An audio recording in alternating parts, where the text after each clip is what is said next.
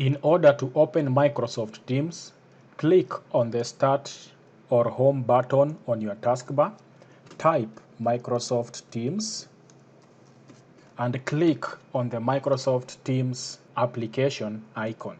On the resultant screen, click on Continue in order to log in and access Teams. Use your @ttu email address as your sign-in address and your RaiderLink password as your password. For demonstration purposes, I will use my email address, which I will key in here as my sign-in address, and use my RaiderLink password as my password.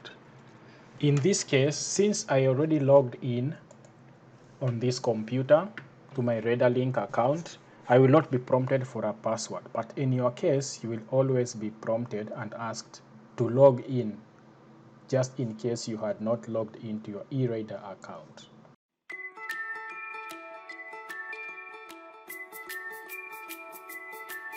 In order to create a team, click on the Join or Create Team tab on the top right corner of your Teams window, and then click on Create Team tab on the resultant window that appears. Proceed to give your team a name and then a short description of what the team is all about. The description can be as long or as short as you desire. Once you have done this, you proceed to set the privacy settings of your team. In this case, you have two options. You can set your team to only allow owners of the team to add members. More so, you can set the privacy settings to public to allow anyone within your organization to join into your team. For this case, we will choose the privacy option that allows only team members to add members, and then we click Next. On the resultant page, if you know the email addresses of the members you want to add to your team, you can type their email addresses on the namespace or group space and click Add. If not, click on the Skip button to launch your team page, as we will do in this case.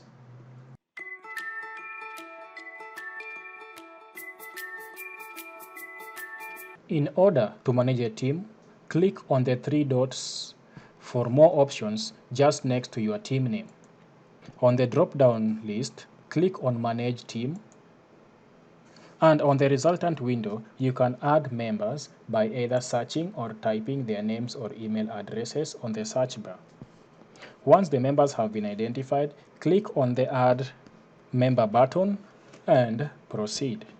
You can also create or add a tag to a member's name by clicking the tag icon and selecting any tag from the list of tags in your organization.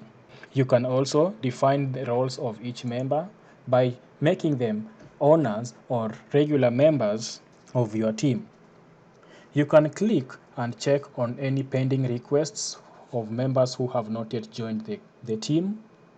Check on any channels that are available in your organizations that can be added and used by your team, as well as add or remove any applications that would be important or used by your team in accomplishing different tasks. In conclusion, you can tweak settings for the team group, as well as perform some sort of analytics that will be covered in the next section of this training.